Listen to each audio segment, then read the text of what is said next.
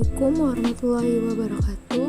Baiklah, di sini dengan saya Tengkukannya dengan NIM channel D0D202. Di sini saya akan menjelaskan materi tentang laporan rekonsiliasi fiskal dalam akuntansi pajak. Yang pertama, pengertian rekonsiliasi fiskal. Rekonsiliasi fiskal pada hakikatnya adalah merupakan proses untuk mendapatkan angka laba fiskal atau laba kena pajak dengan melakukan penyesuaian terhadap laba komersial atau laporan laba rugi. Proses rekonsiliasi fiskal ini umumnya dilakukan oleh wajib pajak yang berbentuk perusahaan.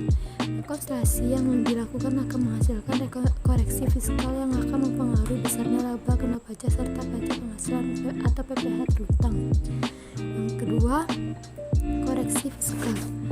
Koreksi fiskal adalah koreksi perhitungan pajak yang diakibatkan oleh adanya perbedaan pengakuan metode, manfaat, dan umur.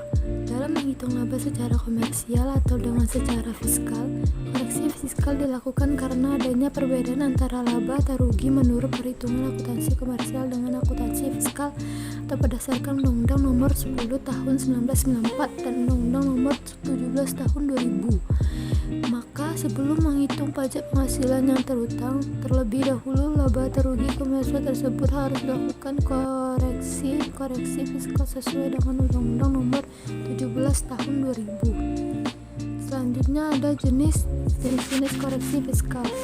Yang pertama ada beda tetap.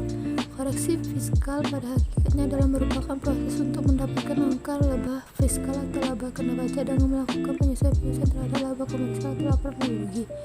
Proses rekonsiliasi fiskal ini umumnya dilakukan oleh wajib pajak yang berbentuk perusahaan. Rekonsiliasi yang dilakukan akan menghasilkan koreksi fiskal yang mempengaruhi besarnya laba kena pajak serta pajak penghasilan terutang.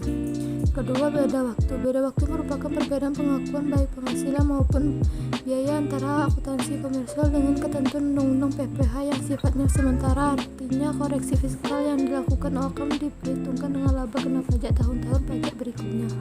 Ini teknik